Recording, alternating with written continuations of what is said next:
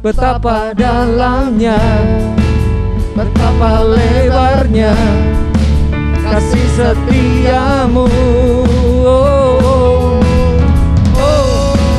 Tiada bandingannya, tiada duanya, tiada seperti Kau, Yesus Tuhanku. Yes, mari ya sama-sama kita nyanyikan pujian ini. Haleluya.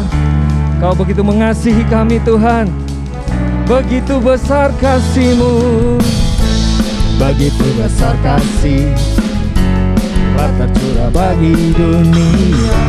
Karya-Mu, kasih-Mu yang termulia, tiada terselami ajaib dan perbuatan-Mu.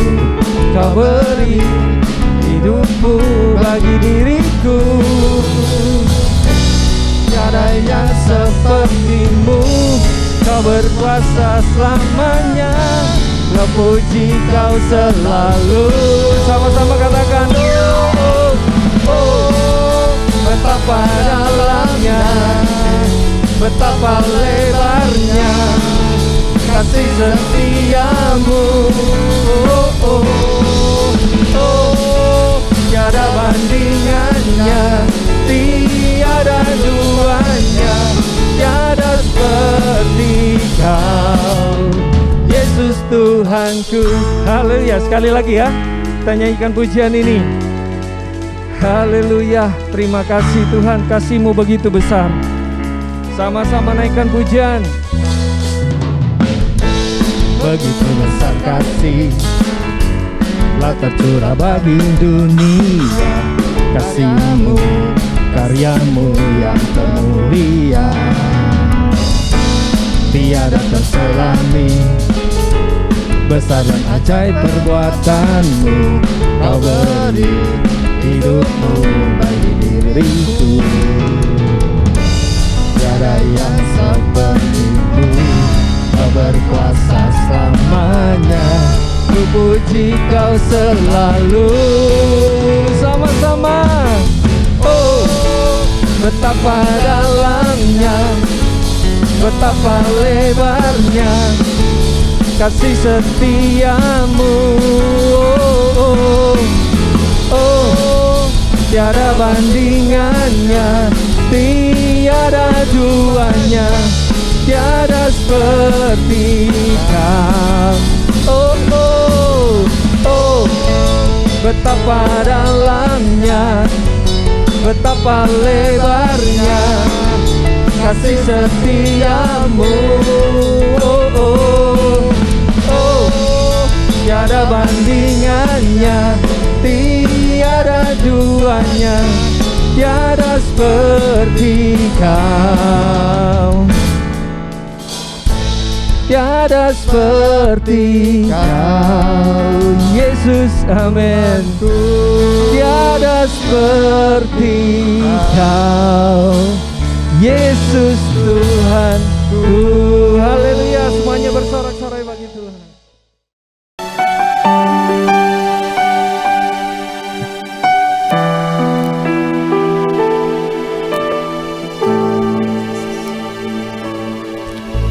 Kau telah buktikan cinta-Mu padaku. Kau membalasku dengan hidup-Mu. Ku bersyukur yang ada padaku, semuanya milik-Mu. Ku bersambahkan seluruh hidupku di mezbah-Mu. Sama-sama kita katakan, Kau telah buktikan cinta-Mu padaku. Kau membayarku dengan hidup-Mu. Ku bersyukur yang ada padaku, semuanya milik-Mu. Ku bersambahkan seluruh hidupku di mezbah-Mu. Hanya Kau yang menjadi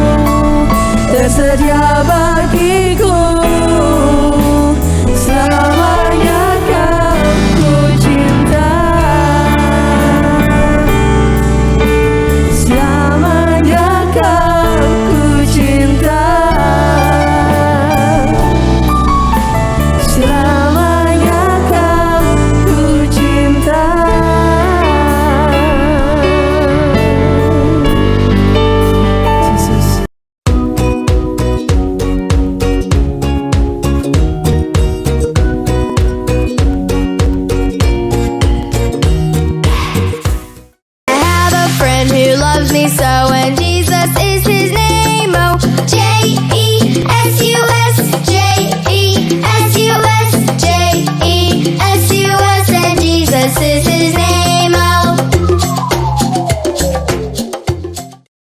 Shalom teman-teman. Jangan lupa di bulan Juli ada ACH Night Prayer. Wah, kapan Kak diadainnya Kak? Tanggal 14 dan 28 Juli 2023. Di mana ya, Hiro? Di Zoom yang tertera linknya di bawah ini. Oke. Tapi Kak, satu lagi Kak. Jamnya jam berapa ya Kak ya? Iya, jamnya jam 7 malam. Wah, pastinya adik-adik bisa dong ya Kak. Iya dong, teman-teman semua pasti bisa. Jangan lupa join ya teman-teman. Oke. Sampai jumpa. See you and God bless you.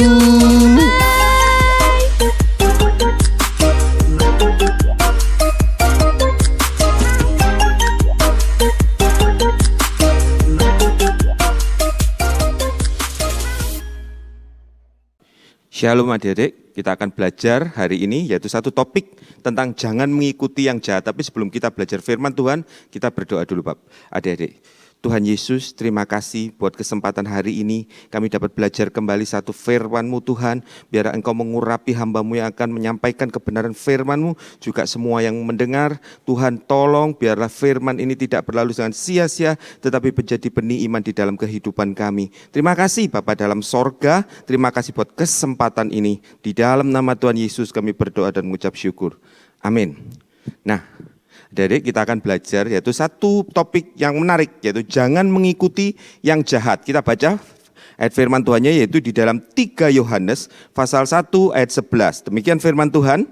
Saudaraku yang kekasih, janganlah meniru yang jahat, melainkan yang baik. Barang siapa berbuat baik, ia berasal dari Allah. Tetapi barang siapa berbuat jahat, ia tidak pernah melihat Allah.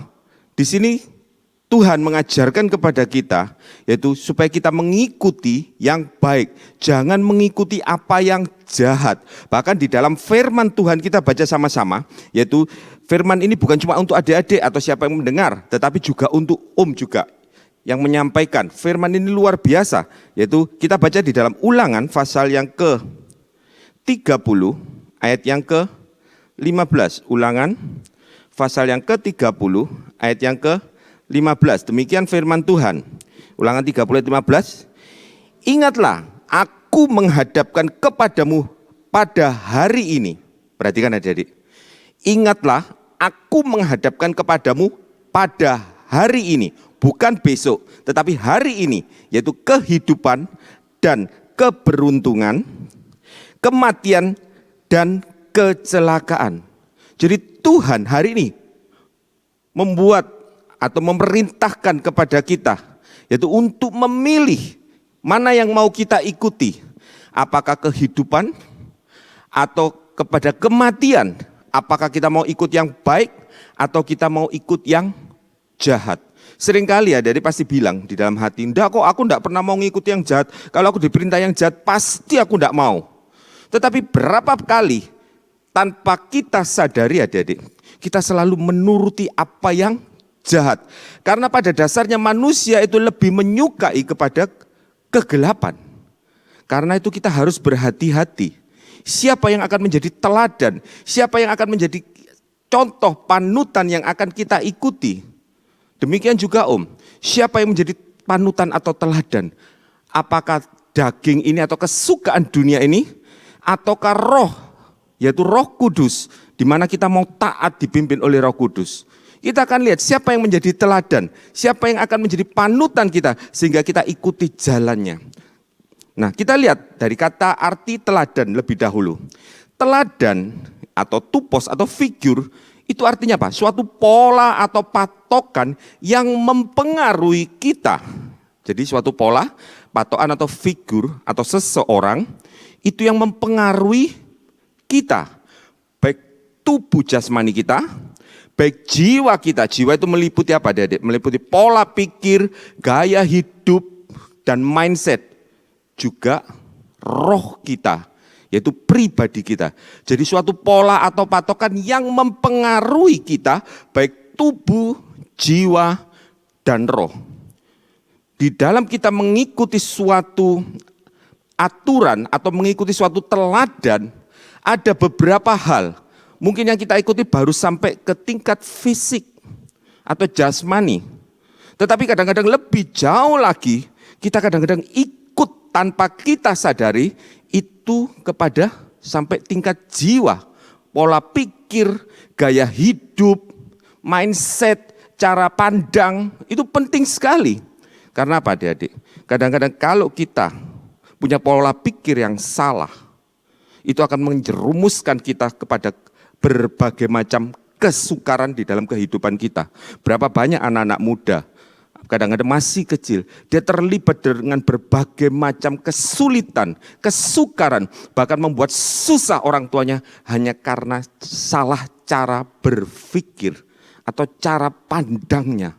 Karena itu kita penting sekali pada hari ini, kita belajar untuk bagaimana atau siapa yang akan kita taati, akan kita ikuti. Apakah itu pimpinan Roh Kudus yang membawa kepada kehidupan, atau kita menuruti yang jahat, yaitu daging, keinginan nafsu yang akan membawa kita kepada kebinasaan, adik-adik. Karena pada masa-masa akhir ini luar biasa, pengaruh-pengaruh dunia luar biasa. Karena itu biarlah dari sejak kecil, dari sejak masa sekolah minggu, kita dididik dengan firman Tuhan. Supaya kita bisa tahu bagaimana cara melihat, bagaimana cara pandang, bahkan merubah pribadi kita, yaitu manusia yang ada di dalam kita. Jadi mungkin seseorang kelihatannya tubuh jasmaninya ganteng, adik-adik, atau cantik. Tetapi belum tentu apa yang ada di dalam tubuh itu, yaitu rohnya, itu ganteng atau secantik tubuh jasmaninya. Mungkin rohnya justru rusak luar biasa, najis, kotor, penuh dengan berbagai macam dosa, karena mengikuti suatu teladan yang salah. Karena itu biarlah hari ini kita belajar bagaimana dan siapa yang akan kita ikuti, dan apa pengaruhnya di dalam kehidupan kita. Yang pertama, siapa yang akan kita ikuti, itu baru macam tingkat fisik atau tubuh jasmani. Macam pengaruhnya yaitu apa, adik-adik? Kalau tingkat fisik, mungkin yang kita ikuti itu suatu jenis olahraga. Olahraga, adik-adik. Jadi pengaruhnya pada bentuk fisik kita. Mungkin kalau kita ikut nge-gym, waduh bentuknya gagah, ganteng, keren, gitu. Atau kita latihan nyanyi, suara kita bisa bagus. Kadang-kadang yang perempuan, bukan cuma perempuan, adik-adik, kadang-kadang yang cowok juga mulai berhias, mengikuti mode, mengikuti pola-pola yang ada. Semuanya itu masih tingkat netral, tergantung dari apa yang kita korbankan untuk hal-hal jasmani ini. Kita lihat yaitu pengaruh yang kita ikuti sampai tingkat fisik, yaitu meliputi apa? Olahraga, mungkin nyanyi, latihan menyanyi, latihan musik, berhias. Apa kata firman Tuhan? Kita baca di dalam 1 Timotius pasal yang keempat. 1 Timotius pasal yang keempat, ayat yang ke-8 bagian A aja. Perhatikan adik-adik. 1 Timotius pasal 4 ayat 8, tapi bagian yang pertama aja.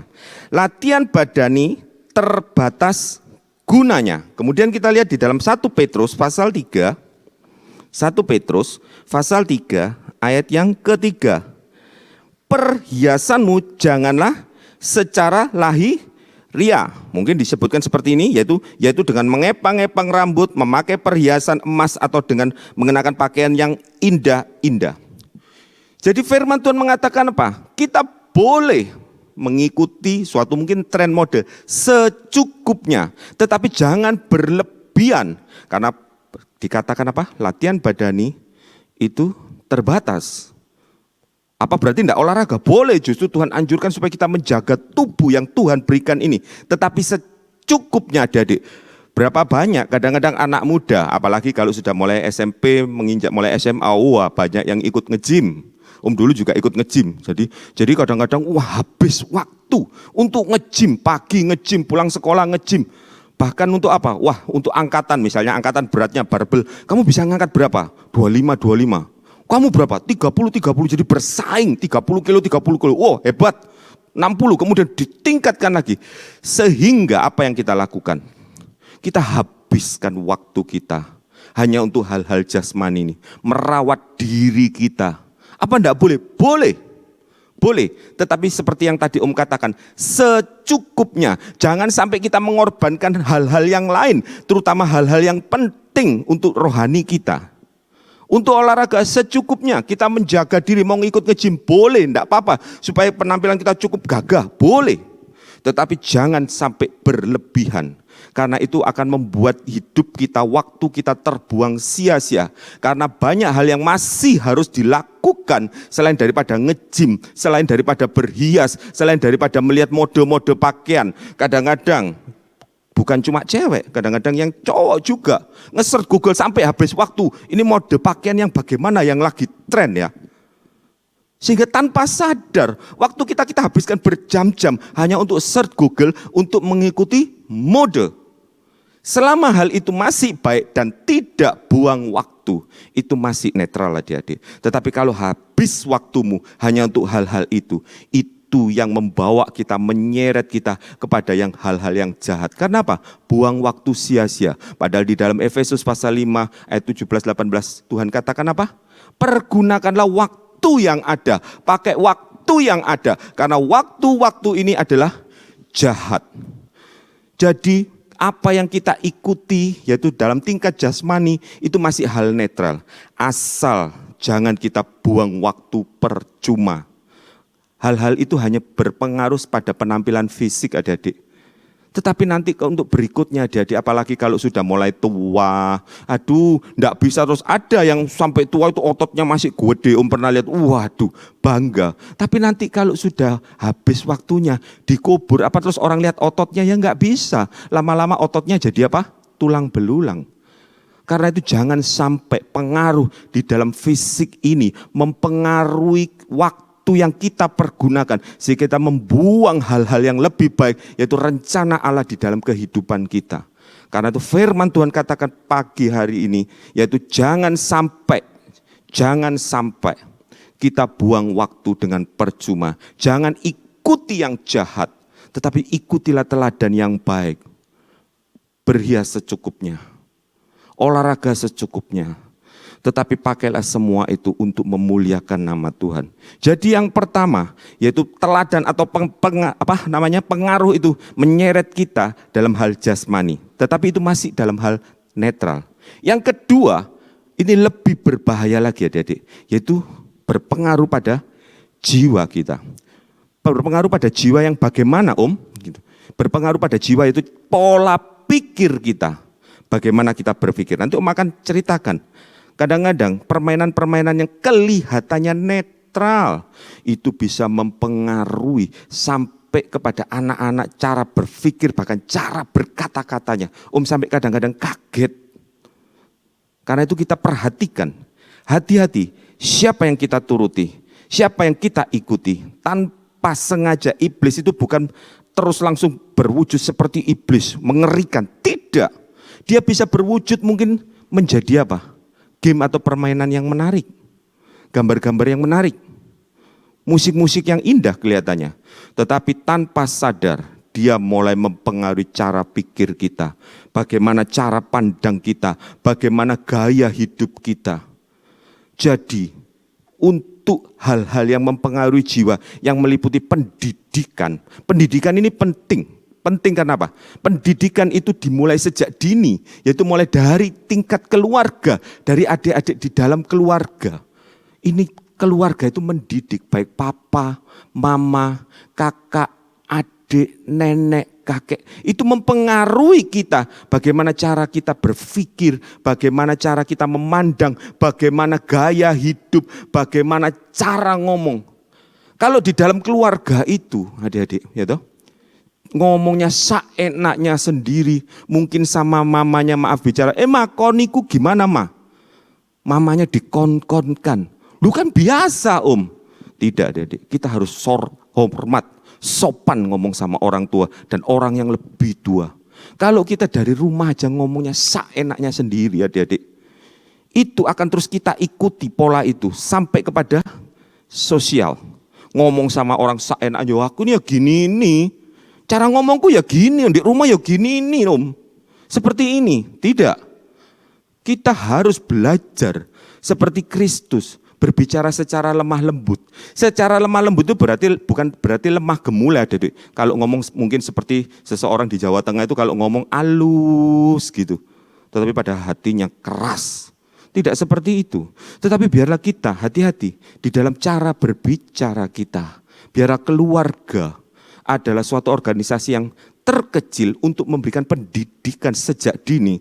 Itu mengajarkan bagaimana cara ngomong baik kepada orang tua, gaya hidupnya bagaimana. Kadang-kadang om sekarang lihat jarang sekali anak-anak muda atau anak-anak kecil kalau lewat di depan orang tua itu biasanya membungkuk. Kalau om dulu diajarin, kalau kamu lewat di depan orang tua, bukan cuma orang tua, orang lain, biarlah kita membungkuk, permisi. Kalau sekarang enggak, om jarang sekali lihat. Kadang-kadang anak kecil kalau lewat, wus gitu aja, lari seenaknya sendiri. Tidak permisi, tidak membungkuk atau jalan agak pelan, tetapi langsung aja. Dan hal itu menjadi suatu kebiasaan. Loh ini sudah biasa om. Zaman modern, tidak adik-adik. Sopan santun itu dari zaman Adam sampai sekarang. Itu harus tetap dipegang. Biar orang dunia, orang lain melihat bahwa kalian itu anak-anak sekolah minggu. Kita ini guru-guru sekolah minggu. Kita hamba Tuhan yang punya sopan santun. Tidak mengikuti arus dunia yang seenaknya sendiri. Tapi biarlah hari ini kita belajar dari rumah tangga. Biarlah orang tua memberi contoh. Jangan papanya dari terbit matahari sampai terbenamnya terus kerja. Nanti kalau pulang anaknya nakal dan macam-macam mamanya yang dimarahin. Kamu itu loh tidak bisa didik anak. Padahal pendidikan anak itu adalah tugas tanggung jawab papa dan mama. Bukan diberikan kepada pembantunya. Sehingga anaknya ikut ngomong-ngomongnya, ikut mengikuti cara ngomongnya pembantunya. Tidak. Tapi biarlah bagaimana kita belajar untuk mendidik supaya kita punya anak-anak, punya keturunan ilahi yang mempunyai sopan santun, gaya bicara yang lembut tetapi tegas. Bukan lembut itu terus melempem, tapi tegas di dalam ambil keputusan. Pendidikan itu penting sekali di dalam keluarga. Siapa yang menjadi teladan? Kadang-kadang kalau om pulang rumah, itu biasanya anaknya om, itu selalu melihat om. Bagaimana cara berdoa, bagaimana cara ngomong, gitu orang tua. Yaitu papa dilihat, oh papaku kalau ngomong gini.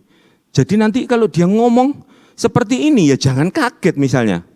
Kalau enggak sopan atau apa, mungkin ikut papanya, atau mungkin ikut mamanya. Ngomong seenaknya sendiri.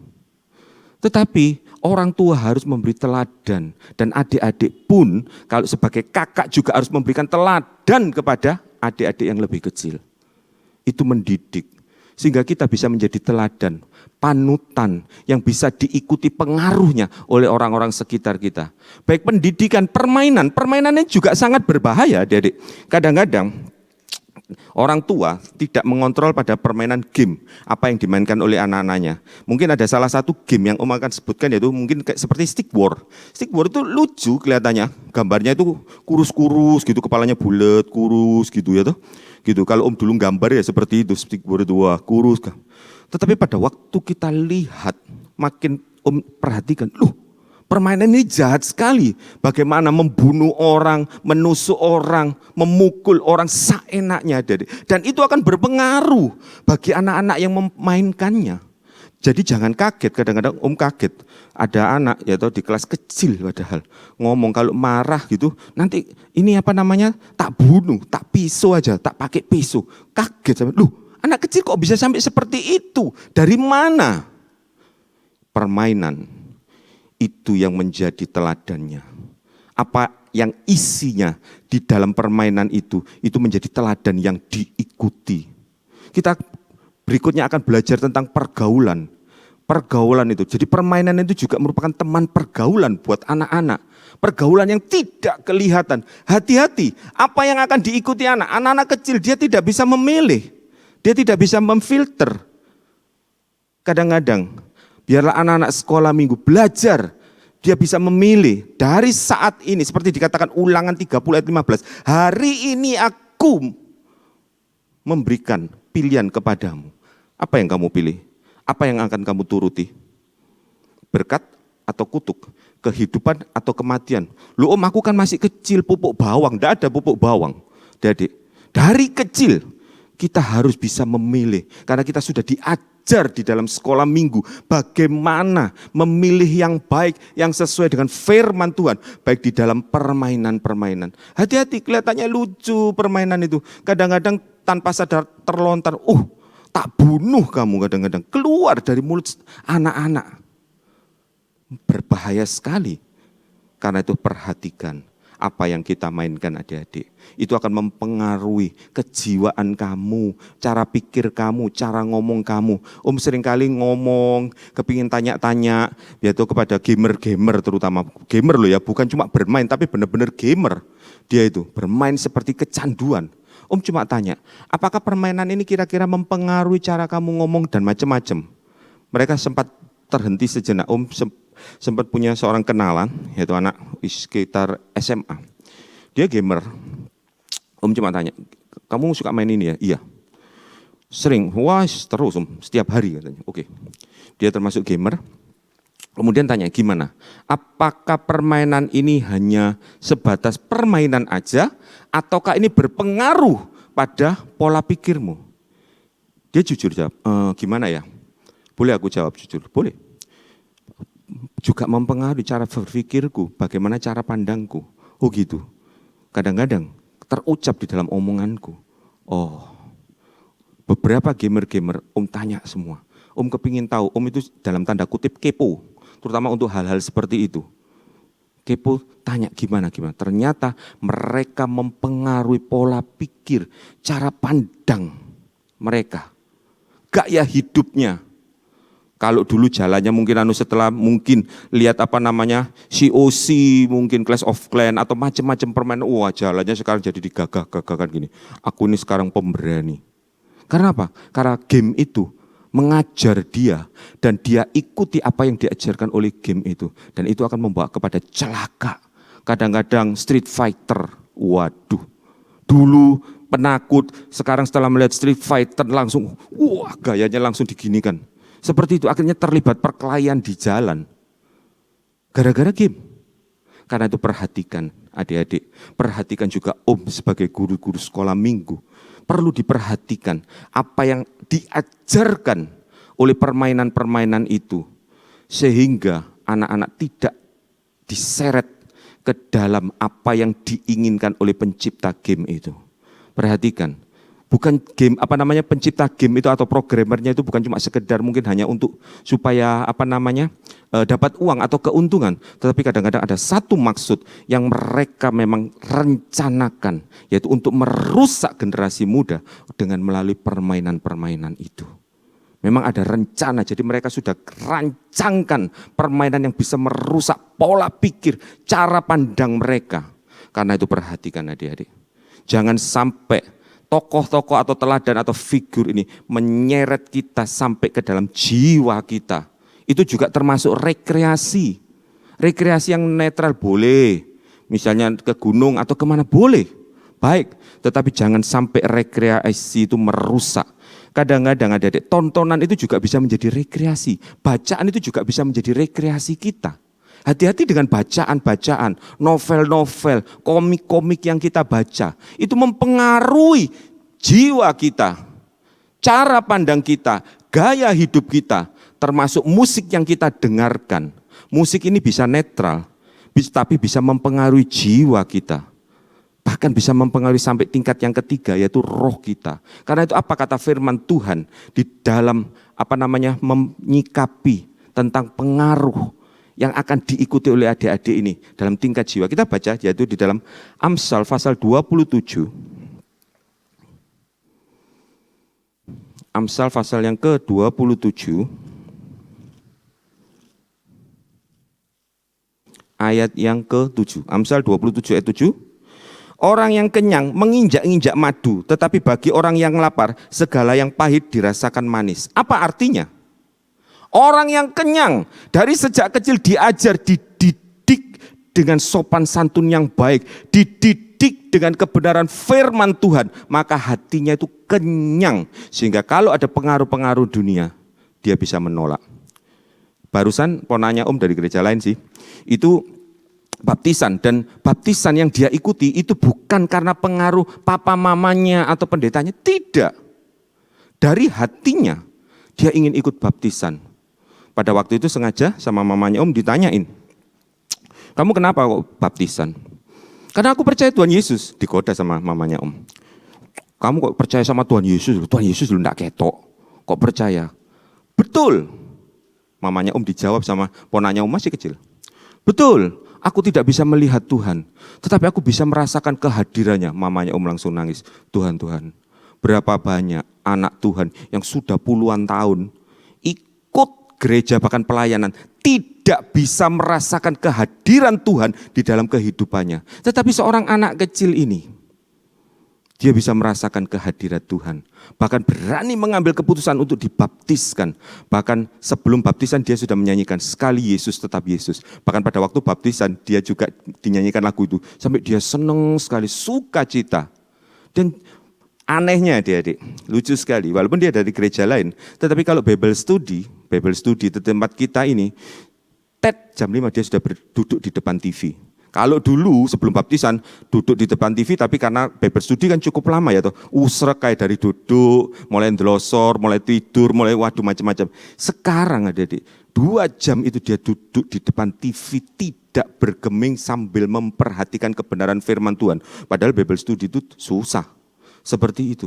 Karena hatinya kenyang, hatinya rindu akan firman Tuhan. Sehingga pengaruh-pengaruh dunia itu dianggap sampah. Menginjak-injak, diinjak-injak walaupun rasanya manis seperti madu, bagi dia tidak. Tidak.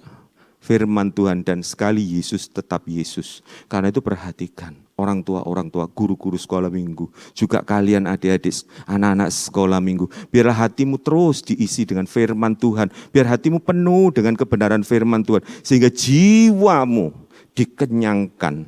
Bukan dengan hal-hal dunia. Bukan dengan makanan-makanan dunia. Tetapi dengan firman Tuhan. Dengan ibadah yang sungguh-sungguh. Dan dikatakan di dalam Yesaya, kita baca juga Yesaya 29. Yesaya pasal 29.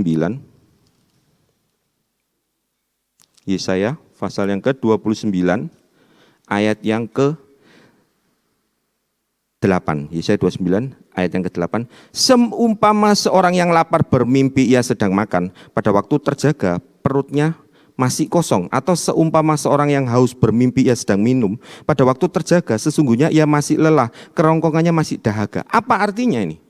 Kalau kalian dari sejak masa muda makan hal-hal dunia, minum air dunia, kesukaan dunia, maka kalian akan tetap lapar. Seperti tadi, seolah-olah mimpi makan, makan sak kenyang-kenyangnya. Seolah-olah jiwa kita dikenyangkan. Kadang-kadang ada orang kalau tidak ke luar negeri, seolah-olah lapar. Setelah pergi luar negeri, seolah-olah, jiwaku puas. Tidak berapa lama lagi, kepingin lagi. Kalau enggak, bingung lagi. Seperti firman Tuhan ini. Seolah-olah mimpi makan sak kenyang-kenyangnya, pada waktu bangun melek, melihat kehidupan yang nyata, lapar lagi. Demikian juga seolah-olah, aku haus. Setelah bisa kesini, bisa melihat tontonan ini, bisa main game ini, seolah-olah puas. Setelah masuk kehidupan nyata kembali, melek lagi, haus lagi. Dan apa yang dicari? Sampah-sampah dunia itu akan dimakan. Tetapi kalau orang yang kenyang, bahkan madu pun diinjak. Karena itu firman Tuhan katakan di dalam Amsal 22 ayat 6. Itu ayat-ayatnya bisa adik-adik catat, bahkan bisa diulangi kembali. Catat banyak ayat-ayat supaya kita pelajari, baik termasuk buat sendiri juga, juga buat guru-guru. Amsal 22 ayat 6.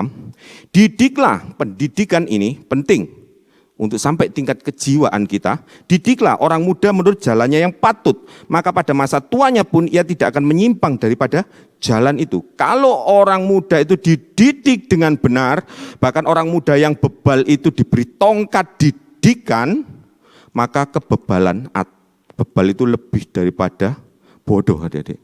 Itu akan hilang karena dididik. Karena itu sekolah minggu adalah tempat untuk mendidik jiwa-jiwa anak-anak sekolah minggu. Rumah tangga adalah tempat untuk mendidik jiwa-jiwa anak-anak. Supaya pada masa tuanya pun hasil pendidikan itu bisa dirasakan. Orang dunia pun mengerti. Karena itu diajari sopan santun. Oh, malah lihat anak-anak orang-orang dunia itu malah lebih sopan-sopan. Permisi ya om, permisi ya. Tapi kadang-kadang anak Tuhan luar biasa enaknya sendiri. Jangan sampai kita menjadi batu sandungan celah bagi orang dunia. Tapi mulailah kita mendidik, baik anak-anak kita, mendidik diri kita sendiri. Kalian anak-anak sekolah minggu harus mendidik diri sendiri, terutama yang sudah mulai kelas besar. Mungkin kelas Andreas, kelas Petrus mungkin. Itu harus mulai mendidik dirimu sendiri. Jangan sampai jiwamu rusak, masa depanmu hancur. Karena kamu mengikuti yang salah. Karena itu kadang-kadang di dalam Ibrani 12 ayat 11 Tuhan kadang-kadang mendidik kita bahkan dengan hukuman kadang-kadang, punishment. Karena punishment itu membuat kita menjadi jera dan ingat untuk selamanya. Jangan mengulangi lagi kebodohan-kebodohan yang kita lakukan. Karena itu belajar, hati-hati. Apa yang kita ikuti sampai tingkat jiwa karena berpengaruh pada jiwa kita dan pola pikir kita. Kemudian kita lihat yang lebih berbahaya lagi, yaitu pengaruh pada roh. Roh itu kepribadian, orang yang ada di dalam hidup kita atau kita sendiri, pribadi kita. Nah, roh atau kepribadian ini, itu bisa ada dua jalur. Firman Tuhan dikatakan di dalam Matius pasal 7 ayat 14, itu ada dua jalan. Karena jalan yang sempit sesak itu banyak orang nggak suka. Gitu. Tetapi justru jalan yang sempit ini menuju kepada kehidupan. Apa jalan sempit itu? Yaitu ibadah. Saat teduh bersama Tuhan. Fellowship atau hubungan dengan keluarga. Persekutuan keluarga. Adakan tiap hari, mungkin 1 minggu berapa kali. Untuk bersekutu dengan anak, dengan istri, mungkin dengan mama, papa. Mungkin kalau ada nenek diajak untuk menyembah Tuhan. Karena itu penting sekali. Penting sekali ibadah itu. Penting sekali itu persekutuan itu. Kita baca di dalam 1 Timotius pasal 6 ayat yang ke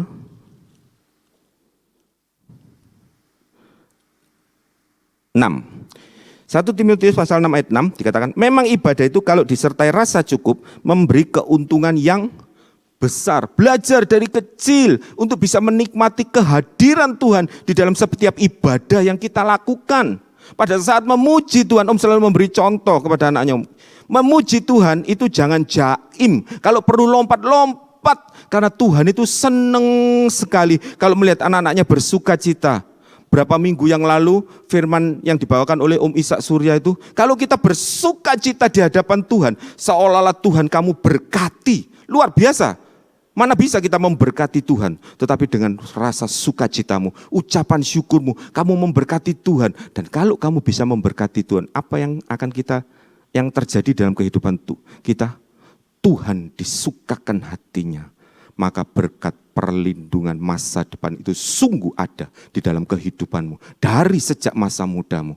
Karena itu belajar untuk bisa menikmati kehadiran Tuhan di dalam setiap ibadah yang kita lakukan. Karena ibadah itu mempunyai hasil yang luar biasa.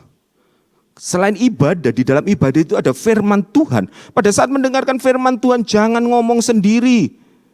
Karena itu Om selalu tekankan kepada adik-adik, kalau baca firman Tuhan itu jangan pakai HP. Karena setelah baca ayat kadang-kadang bunyi centing, itu kita pasti lihat bunyi centing itu apa. Kalau setelah bunyi centing itu apa, apalagi kalau di situ dikasih linknya mungkin linknya Instagram atau macam-macam, akhirnya kita berselancar.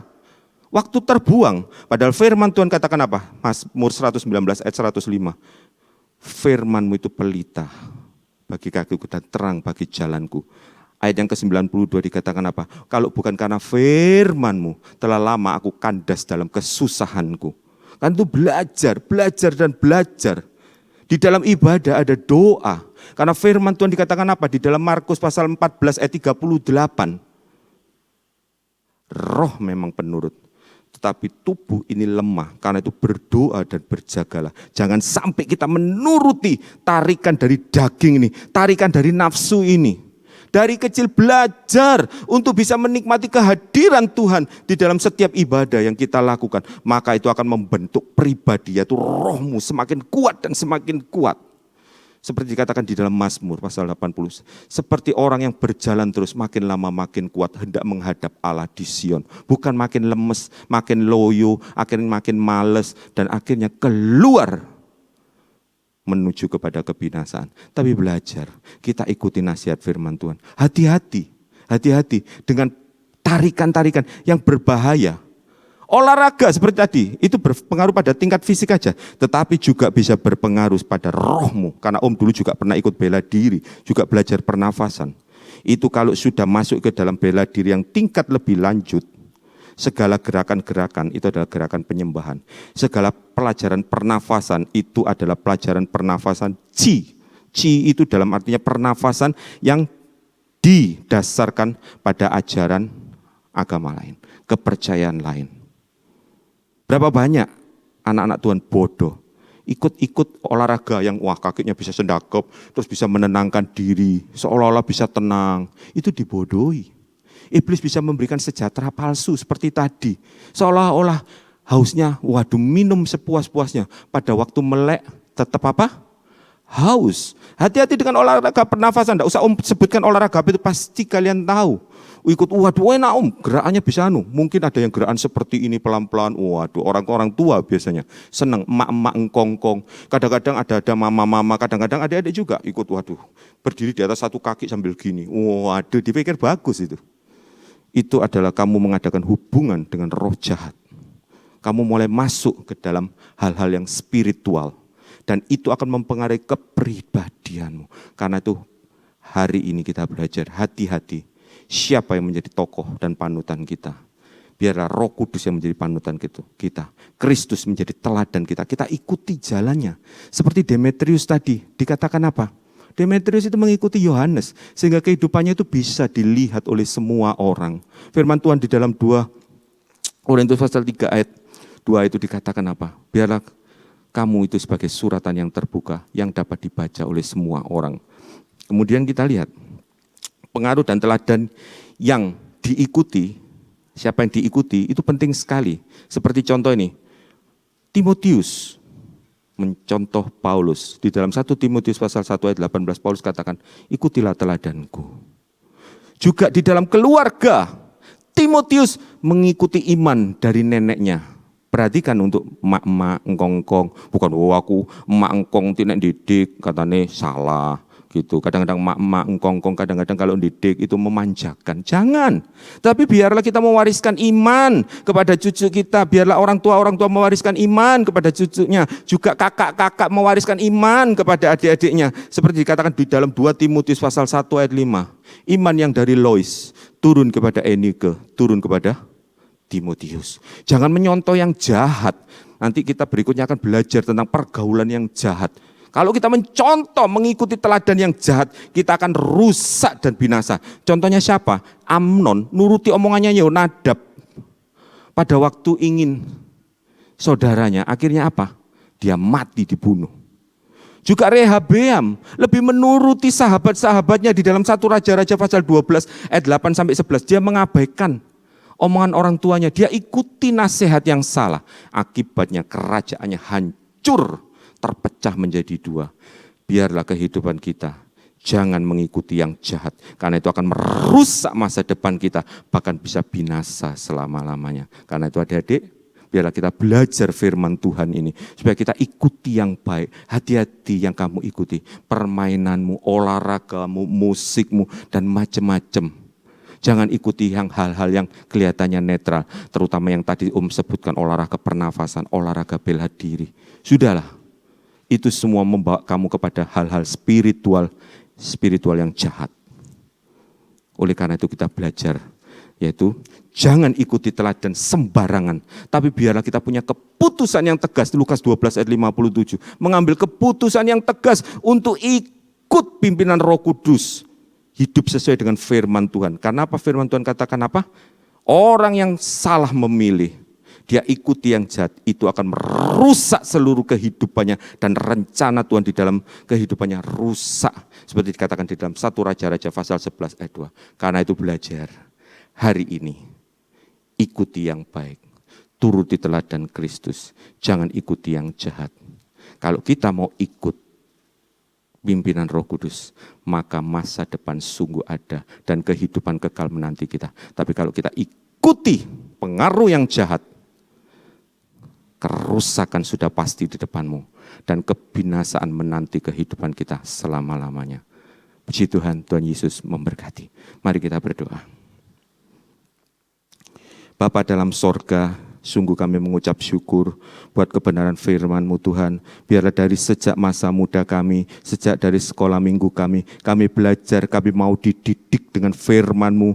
Tuhan mau dididik untuk taat kepada firman-Mu dengan pimpinan Roh Kudus-Mu Bapa. Tidak semau kami sendiri, mengikuti hawa nafsu kami sendiri. Tapi kami sungguh-sungguh Tuhan, dari sejak masa muda kami Tuhan, kami mau taat, ikut yang baik untuk menuju kepada kemuliaan kekal. Terima kasih Tuhan, Engkau memberkati Tuhan yang mendengarkan Tuhan, baik yang akan datang mendengarkan, Tuhan memberkati dengan kebenaran firman-Mu ini. Dan hamba-Mu mohonkan Bapa dalam surga, biarlah dengan berkasih Allah Bapa, anugerah Tuhan Yesus Kristus, dan persekutuan Roh Kudus memberkati kita semua. Mulai saat ini, sampai Tuhan Yesus datang kembali. Semua yang percaya katakan sama-sama, amin. Tuhan Yesus memberkati.